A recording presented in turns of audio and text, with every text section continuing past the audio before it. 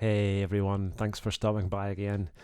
One of the questions we hear a lot from non vegans and vegetarians alike is what's so wrong with the dairy industry?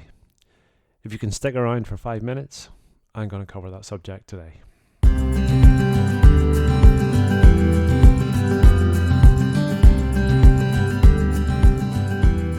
This is a video that I've wanted to make for the longest time.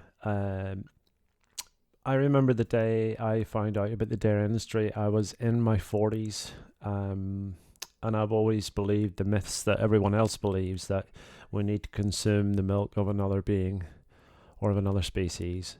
It's good for you, and there's no harm because no animals are killed in the process.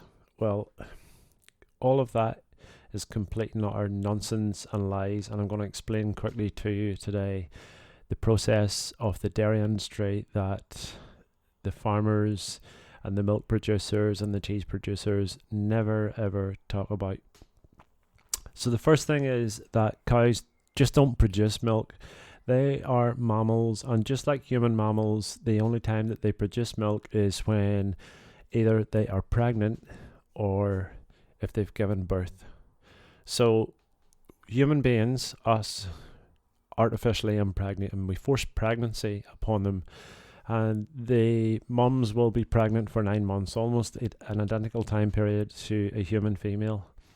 And just like a human mum, when the calves are born, all the mum wants to do is to see her baby. That is all she wants, is her baby. But we don't allow that to happen because that baby's going to consume the milk that the farmer wants to sell to the public. So the babies are taken away almost immediately. Usually within 24 hours, the baby will be torn away. Something that's extremely distressing and upsetting for the calf and for the mummy cows too. Farmers know, and I know from experience, living in the countryside when I was young, that when the calves are taken away from the mums, the cows will cry out for nights on end, sometimes 2, maybe 3 weeks. They will cry for their babies. They will go to the last spot where they last seen their baby and cry out. They will look in the direction where her baby was dragged away and cry out. But they will never see their baby again.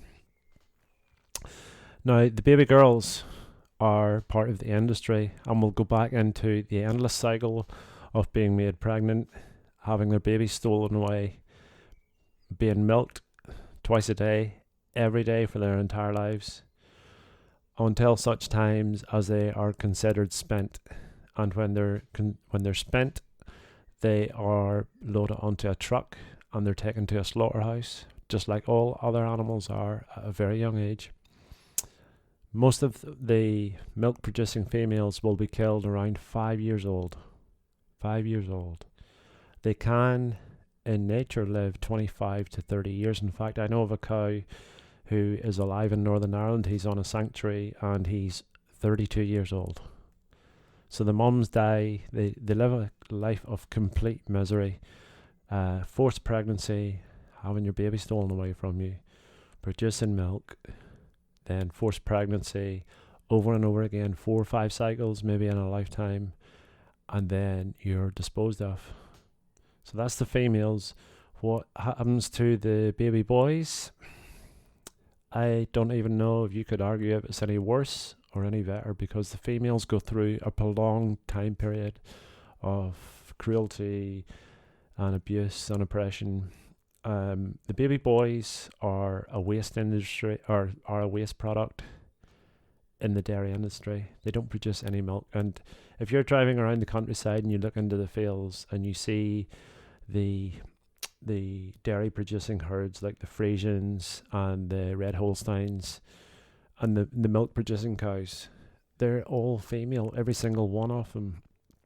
Now, how does that happen? Because when they're born, 50% of the babies are male and 50% are female. Where are all the boys? Well, this is the dark secret of the dairy industry, and it's something that not many farmers will talk about. So several things can happen to the boy calves. Now, some farmers will dispose of them at birth. They're very unprofitable, and they're not worth raising to a lot of farmers because they don't make a lot of money from them, and they will be killed almost immediately, 1 maybe 2 days old. Some of them will shoot them, put them in the ground and just shoot them in the head, straight here. And I've seen farmers put them on the ground and hit them over the head. It's called blunt force trauma. They'll hit them with a shovel or a pickaxe or the backside of a like a spade, and they'll be killed that way. Now, that's some of them go that way. Some others are sold into the veal industry, and that's something that's become more profitable, and it's an industry that's growing here, particularly in Ireland. So the baby boys will go to market and they'll be sold to traders from the veal industry, typically from France, Holland, Belgium, Italy, Turkey, and they'll be sold there for very little money at market, and then they'll be immediately loaded onto trucks as 100, maybe 200, sometimes even 300 calves, young baby, little gentle souls, the most gentle little souls that you can ever imagine. They'll be loaded onto trucks and they will go to these countries in the continent where they will be forced into veal pens with other calves, and they'll live there 18 weeks. And at 18 weeks old, they'll be dragged out of the veal pen and they'll be taken to a slaughterhouse, and a cruel stranger will stick a knife in their throat and pull it across and end their lives at 18 weeks old. Or you could say 18 years young. So the veal industry is incredibly cruel. The journeys in the lorries and on the boats across the continent can take 100 to 125 hours, often without food and water, and obviously without their mums. It's deeply distressing. Now, a couple of years ago, there was a trailer load of calves from Northern Ireland crashed on the border between Belgium and France with 200, almost 300 young calves on board. It was a double trailer of calves, and they were sprayed all over the road. Some were killed in the accident immediately. Others were badly injured and were shot by the police forces to dispose of them. And the ones who were healthy went on to the veal farms. And people saw pictures of these little calves all over the road and all over the hedgerows, and they were shocked. And it was like, what the hell are people doing with these little baby calves? Because it's something we don't often see. And the company who were exporting them came under attack on social media, and people were saying, this is disgraceful, what are you doing to these young calves? And their response was a really weird one. They said, well, what do you expect us to do with male dairy calves? They don't produce any milk, so do we shoot them at birth, or do we give them a chance at life and let them live for 18 weeks? Now, the term, or the phrase they used, a chance at life for 18 weeks, where you'll stand in a barren concrete veal pen, you've been torn away from your mum, and then you'll be hung upside down and someone will stick a knife in your throat. That's not a chance at life. It's not a chance at life at all. That is, to me, that is child abuse, and it's murder of an innocent soul, simply because he doesn't produce any milk. It's an absolute scandal and a disgrace, and anybody who supports the export of live calves or involved in that industry is either blindingly ignorant or incredibly cruel, because it is such a cruel industry. And the third thing that happens to baby boy calves is some farmers, they use a term called finishing.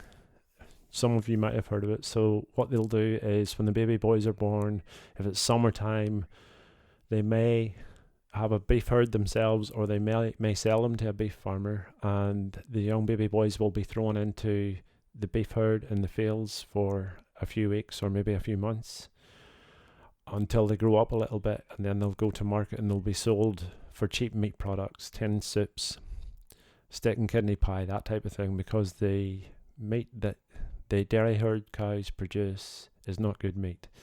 So they're sold for a very cheap price. But let's get this straight. The farmers are not doing this to give them a life. They're just trying to make a little bit more profit over something that is not profitable. It's all about money. And there's no farmers out there. Yeah, they'll all tell you they're good to their animals. They're good to the animals to the point where they need to make money. And they look after them to a level where the cows produce the most amount of milk or the most beef. That's what they call looking after an animal. There's no care, there's no love, there's no compassion involved in a giant industry that just, for the bottom line, is money. So the dairy industry is incredibly cruel. It's arguably worse than the meat industry, equally as bad.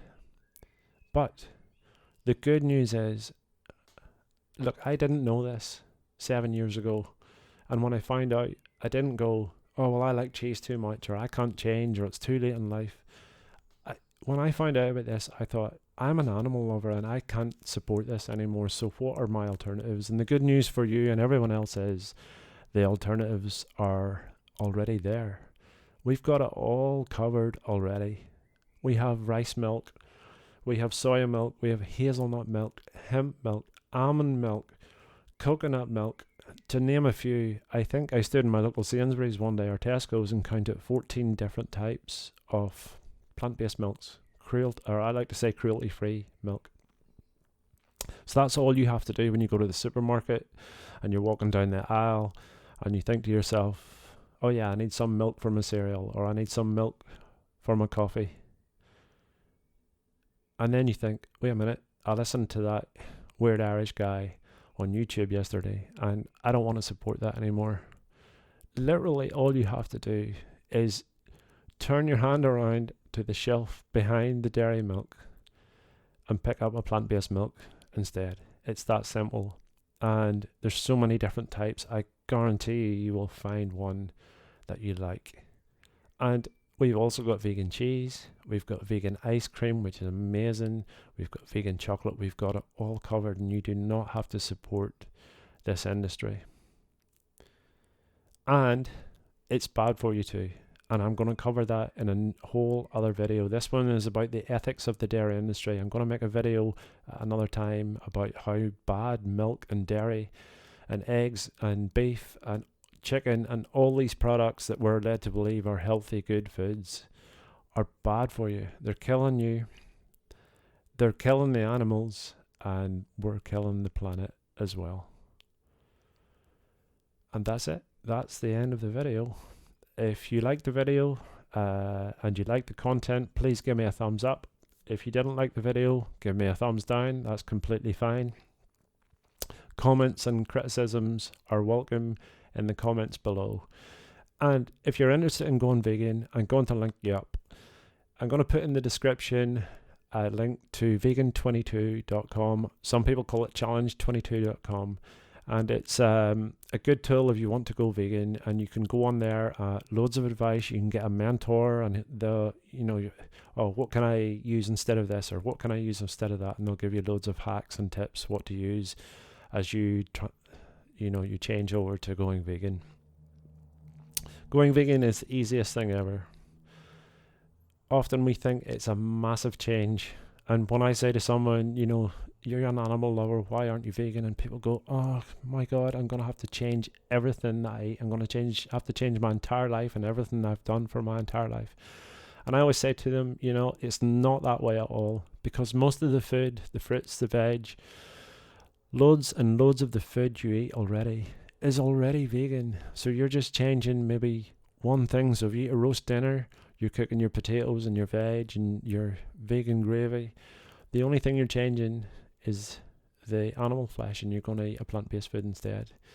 And it's the same for dairy products. You have your cereal and coffee in the morning, you just put a splash of a plant-based milk in instead. It's literally that easy.